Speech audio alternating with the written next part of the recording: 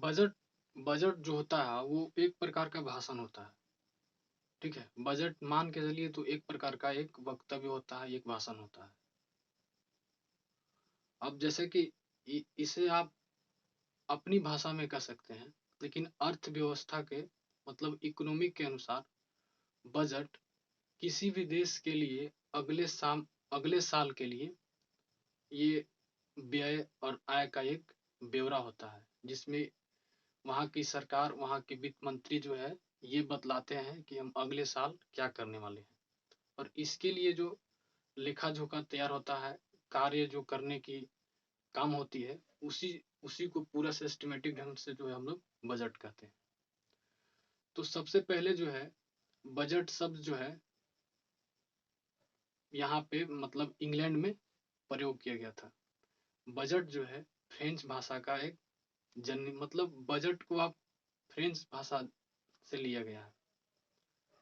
ठीक है, और यहाँ पे हम कुछ डेटा तैयार किए हुए हैं जिसमें ये बताने वाले हैं कि 1773 ईस्वी में ब्रिटेन के प्रधानमंत्री जो है रॉबर्ट वालपोल सबसे पहले जो है बजट पेश किए थे। 1773 ईस्वी में रॉबर्ट वालपोल जो है बजट को पेश किए थे। भारत का पहला बजट जो है कैनिंग के समय 7 अप्रैल 1860 ईस्वी को जेम्स विल्सन ने पेश किया था।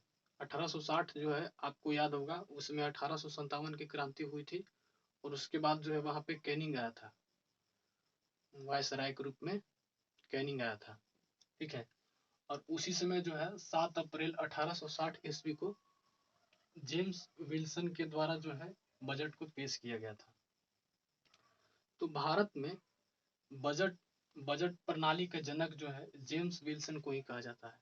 भारतीय बजट प्रणाली का जनक यदि आप कहें तो जेम्स विल्सन ही है। भारतीय अर्थव्यवस्था का जनक कहें तो एम विश्वेश्वरैया कहा जा सकता है। ठीक है, अब जो है ये देखते हैं कि जो हमारा स्वतंत्र भारत का पहला बजट जो है 26 नवंबर 1947 ईस्वी को वित्त मंत्री आर के शनमुगम सेठी के द्वारा जो है प्रस्तुत किया गया था। ठीक है, एक 1946 से 1946 के बाद जो है अंतरिम सरकार का गठन हुआ था। उसमें जो है आर आर के शनमुगम सेठी जो थे वो पहले वित्त मंत्री थे। अंतरिम सरकार की बात कर रहे हैं।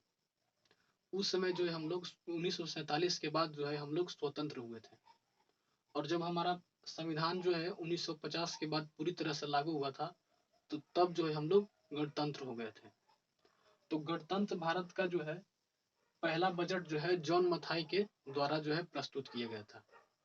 वैसे भारतीय संविधान के अनुसार जो है बजट को प्रस्तुत करने का अधिकार जो है राष्ट्रपति को होता है, लेकिन राष्ट्रपति जो है वित्त मंत्री के द्वारा जो है बजट प्रस्तुत करवाते हैं। ठीक है, तो यहाँ पे देखिए भारत के पीएम, और कभी कभी जो है यदि वित्त मंत्री किसी वजह से नहीं रहे या फिर वो नहीं पेश कर रहे हैं तो वो जो है पीएम कर सकते हैं। मतलब मंत्रिमंडल का कोई भी सदस्य, चाहे कोई भी ऐसा विभाग जिसके नेता, जिसके मेंबर मतलब जिसके मंत्री ना हो, तो वो पीएमओ के अंडर में आ जाता है और इसका पूर्ण कार्य जो है पीएम करते हैं। तो हमारे भारत के जो है प्रधानमंत्री हुए कुछ जिन्होंने बजट को पेश किया था। तो एक हुए जवाहरलाल नेहरू, दूसरा हुए इंदिरा गांधी और तीसरा हुए राजीव गांधी। तो ये तीन प्रधानमंत्री ऐसे हुए जिन्होंने बजट पेश किया था। ठीक है, अब जो है ये देखते हैं कि भारत की पहली महिला वित्त मंत्री इंदिरा गांधी बनी थी। भारत की पहली महिला वित्त मंत्री इंदिरा गांधी बनी थी, लेकिन भारत की पहली पूर्णकालिक महिला वित्त मंत्री मतलब कि इंदिरा गांधी जो कुछ समय के लिए थी, पूरे 5 साल के लिए नहीं थी। तो हमारा जो हमारे देश का जो है पहला महिला जो वित्त मंत्री हुए वो भी पूर्णकालिक के लिए, तो वो जो है निर्मला सीतारमन है। निर्मला सीतारमन, और आज भी जो है वही है। ठीक है, तो और सर्वाधिक बजट जो है प्रस्तुत करने का जो श्रेय जाता है वो मोरारजी देसाई को जाता है। इन्होंने कुल 10 बार जो है बजट को पेश किए थे। मोरारजी देसाई कुल 10 बार बजट पेश किए हैं। इसमें 8 बार जो है आम बजट पेश किया गया और 2 बार जो है अंतरिम बजट पेश किया गया। आम बजट हम उसे कहते हैं जिसमें वो पूरे साल का व्यय और आय के बारे में बताते हो कि हम लोग इस पूरे साल में हम लोग जो है क्या करने वाले हैं। और अंतरिम बजट जो कहलाता है कि वो कुछ कुछ महीनों या फिर कुछ मतलब पूरे साल के लिए नहीं होता है। वैसा बजट जिसमें ये बताया जा रहा हो कि अब पूरे साल के लिए नहीं बताया जा रहा हो, कुछ महीनों के बताया जा रहा हो, तो उसे आप अंतरिम बजट कह सकते हैं। जैसे कि अब 1900 नहीं 2024 में प्रधानमंत्री का चुनाव होगा और मान के चलिए किसी किसी भी माह में हो जाए, दिसंबर अक्टूबर में, सितंबर में, जून जुलाई सितंबर, कुछ कोई भी माह में जो है प्रधानमंत्री का चुनाव हो जाए, तो वहां पर जो है वहां पे अंतरिम बजट पेश करते हैं। अब प्रधानमंत्री का 100% गारंटी तो नहीं है कि वही बनेंगे, दोबारा दोबारा पीएम वही बन सकते हैं। तो इसलिए उस समय का जो बजट होता है वो अंतरिम बजट कहलाता है, जिसमें वो कुछ महीनों को बताते हो। तो मोरारजी देसाई जो है 10 बार जो है बजट पेश किए थे, जिसमें 8 बार आम बजट था उनका, मतलब पूर्ण साल के लिए, पूर्ण वर्ष के लिए, और 2 बार जो है अंतरिम बजट था। ठीक है। और 1925 में एक वर्ष समिति के अनुसार रेल बजट को अलग कर दिया गया। एक समिति का गठन हुआ जिसे आप एक वर्ष समिति कहते हैं। 1925 में 1925 में वो ये कहते हैं कि रेल बजट जो है अलग से पेश किया जाएगा, आम बजट से अलग होगा। तो उसके बाद जो है 2017 में जो है जो हमारी सरकार बनी थी, मोदी सरकार, उसमें जो है आम बजट और रेल बजट दोनों को एक साथ कर दिया गया था। ठीक है। रेल बजट को अलग अलग करने का मतलब कि उसको अलग सिरे से बताया जाएगा। बजट को अलग सिरे से, रेल बजट के बारे में अलग सिरे से बताया जाएगा, वो आम बजट में सम्मिलित नहीं रहेगा और बाकी सबको अलग से बताया जाएगा। तो इस तरह का जो है इसमें किया गया था। और भारत में 1992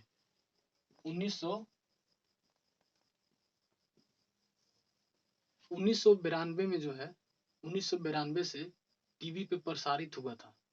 बजट का प्रसारण जो है 1992 से टीवी पे प्रसारित होना स्टार्ट हुआ था।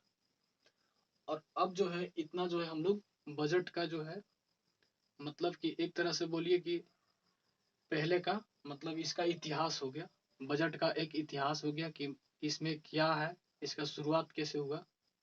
बजट शब्द जो है फ्रेंच भाषा है, ये सब हम लोग जो है देख लिए। और अब इसमें हम लोग देखते हैं कि बजट जो है वो कितने तरह का होता है और भी इसके बारे में हम लोग जानते हैं। ठीक है।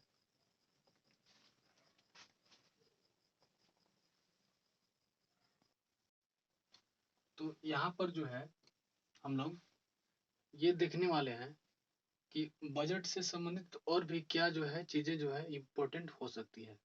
ठीक है। तो हम यहाँ पे कुछ इस तरह का अनुच्छेद तैयार किए हुए हैं, जैसे कि आप यहाँ पे देख पा रहे हैं कि वार्षिक वित्तीय विवरण 112 अनुच्छेद 112 में ये चर्चा किया गया है। वार्षिक वित्तीय विवरण के बारे में जो है चर्चा किया गया है। और हाँ, ये चीज जो है बहुत ज्यादा इम्पोर्टेंट रखती है कि बजट शब्द का जो है भारतीय संविधान में उल्लेख किया ही नहीं गया है। बजट शब्द का प्रयोग भारतीय संविधान में नहीं किया गया है। भारतीय संविधान में जो है बजट शब्द की जगह पे वार्षिक वित्तीय विवरण का चर्चा किया गया है, जिसे हम लोग एनुअल फाइनेंशियल स्टेटमेंट कहते हैं। और इसमें ये बताया जाता है कि हम लोग अगले साल किस चीज पे मतलब स्वास्थ्य के लिए, शिक्षा के लिए, सड़क निर्माण के लिए, रेल बजट के लिए मतलब क्या क्या कार्य करने वाले जो है, इसमें जो है मुख्य रूप से जो है इसमें चर्चा किया जाता है 112 नंबर में, मतलब 112 अनुच्छेद में। ठीक है। और अब जो है एक 113 है, 113 में जो इस बात की मतलब चर्चा है, प्राक्कलन समिति की चर्चा है। इसमें जो है एक टीम गठित होती है और ये जो है इस चीज की चर्चा करते हैं कि जी मतलब कि हम लोग रेल बजट पे कितना खर्च करेंगे, आम बजट पे कितना खर्च होगा, इसका जो है एक एस्टिमेट तैयार होता है। कि इस पे कितना पैसे खर्च होते हैं। ठीक है, ये जो है 113 अनुच्छेद में चर्चा है, प्राक्कलन समिति जो है हम लोग उसे कहते हैं। और 114 जो है विनियोग विधेयक। और जब हम लोग चर्चा ये हो जाता है, मतलब सांसद में बैठकर ये चर्चा कर लेते हैं कि कितना खर्चा होता है, किस क्षेत्र में कितना खर्चा हो रहा है, तो उस धन को निकालने की जो है प्रक्रिया करती है, ये संसद में जो है होता है। और 115 जो है अतिरिक्त अनुदान, एक्स्ट्रा खर्च। अगर आप किसी चीज के लिए पैसे निकाले थे और वो जो है उसका आप उतने समय तक बना नहीं पाए और उसका रेट जो है बढ़ गया, तो उसके लिए एक्स्ट्रा खर्च जो है होता है, उसे मिल जाता है। अब जैसे कि कोई बांध या पुल बनाने के लिए पैसे लिए थे और उस पे उतना चर्चा किया गया था, उसमें प्राक्कलन समिति में जो है इतना चर्चा किया गया था और महंगाई बढ़ गया और उसमें ज्यादा हो गया, तो उसको जो है एक्स्ट्रा पैसे मिलते हैं। एक्स्ट्रा पैसे जो है और उसे मिल सकते हैं इसके आर्टिकल 115 के द्वारा।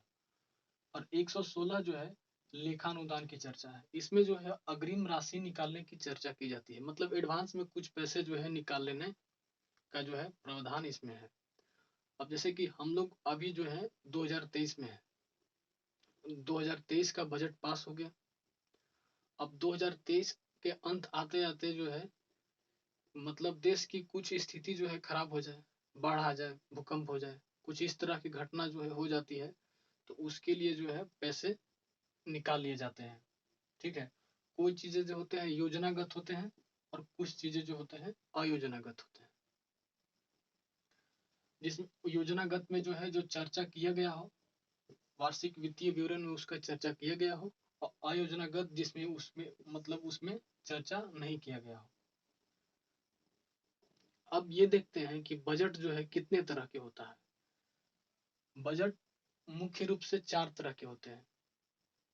पहला जो होता है शून्य बजट, शून्य आधारित बजट। दूसरा जेंडर बजट, और तीसरा संतुलित बजट, और चौथा जो है आउटकम बजट होता है। शून्य आधारित बजट का मतलब कि हम लोग एक नए सिरे से, जैसे मतलब कि सरकार जो है वो नए सिरे से जो है काम करना चाहती है, पिछले लेन देन को छोड़कर एक नए सिरे से बजट को तैयार करना चाहती है, उसे जो है हम लोग शून्य आधारित बजट कहते हैं, जीरो बेस्ड बजट कहते हैं। सबसे पहले इसका प्रयोग जो है 1977 में यूएसए के जिमी कार्टर ने किया था। अमेरिकी वित्त मंत्री जो है जिमी कार्टर ने जो है इसका प्रयोग किया था। और भारत में जो है इसका प्रयोग सबसे पहले राजीव गांधी जी ने किया था। 1987 से 88 के बीच में जो है जीरो बेस्ड बजट का प्रयोग किया गया था, इनके द्वारा किया गया था। जेंडर बजट में हम लोग बात करते हैं, तो जेंडर बजट में किसी खास पुरुष या फिर महिला के लिए किस मतलब अलग से कुछ प्रावधान हो। 2001 में जो है महिला सशक्तिकरण के लिए कुछ बजट जो है लाए गए थे कि उनको बढ़ावा दिया जाए, व्यापार के क्षेत्र में, शिक्षा के क्षेत्र में, हर क्षेत्र में जो है उन्हें बढ़ावा दिया जाए, इसलिए जो है बजट लाया गया था। और उसे जो हम लोग जेंडर बजट कहते हैं। संतुलित बजट उसे कहते हैं जिसमें आय और व्यय दोनों जो है बराबर होता हो। आय और व्यय जो है दोनों बराबर होता है, उसे हम लोग संतुलित बजट कहते हैं। आउटकम बजट, आउटकम बजट का मतलब होता है कि एक साल में जितना खर्चा हुआ हो, सरकार ने एक साल में जितना भी खर्चा किया हो, उसका प्रतिवेदन जो है सरकार जो है उसे उसका प्रतिवेदन देती है, मतलब उसका पूरा रिपोर्ट जो है दिखलाती है, तो उसी को जो है हम लोग आउटकम बजट कहते हैं। पी चिदम्बरम जो वित्त मंत्री थे 2005 में जो है उन्होंने इसको शुरू किया था, या फिर पहली बार उन्होंने ऐसा किया था। तो ये चीजें जो है आपके एग्जाम के लिए बहुत ही महत्वपूर्ण हो सकती है। ठीक है, धन्यवाद।